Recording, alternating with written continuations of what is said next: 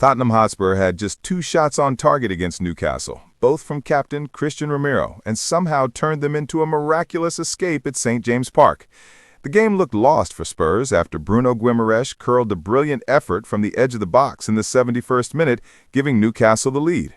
But then Romero struck, stooping low to head in Curtis's cross and registering Spurs' first shot on target in the 79th minute. The drama didn't stop there. Rodrigo Bentancur brought down Dan Burn in the box, handing Newcastle a penalty that Anthony Gordon fired into the top corner, seemingly securing the win for the home side. But in stoppage time, Romero hopped on his bike and sent a slow bouncer across goal through a sea of bodies, completing a remarkable comeback and earning Spurs a point.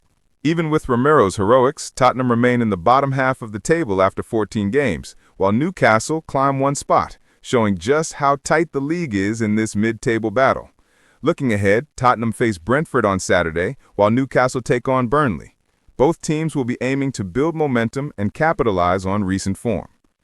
Newcastle came into the match with confidence after a clinical 4-1 victory away at Everton, showcasing their set-piece strength and sharp finishing.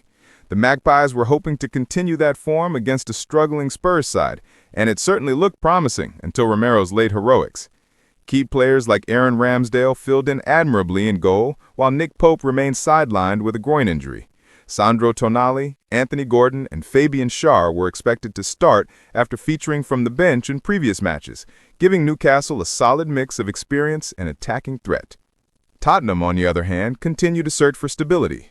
Thomas Frank has struggled to find a settled lineup, and injuries to Dejan Kulusevski, Dominic Solanke, James Maddison, and Yves Bissouma leave the squad thin.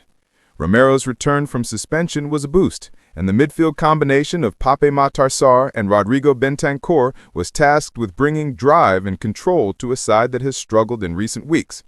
Despite the late point, Spurs remain in a rut, with no win in 4 league games piling pressure on Frank. Newcastle, with form and confidence on their side, showed they could dominate, and the match highlighted both the highs and lows of Premier League unpredictability. For fans, this game was a roller coaster of emotions. Newcastle seemed in control, but Spurs' resilience, sparked by Romero, reminded everyone that football is never over until the final whistle. Even with a point, Tottenham have plenty to work on, while Newcastle can take pride in their performance and look ahead to continued success.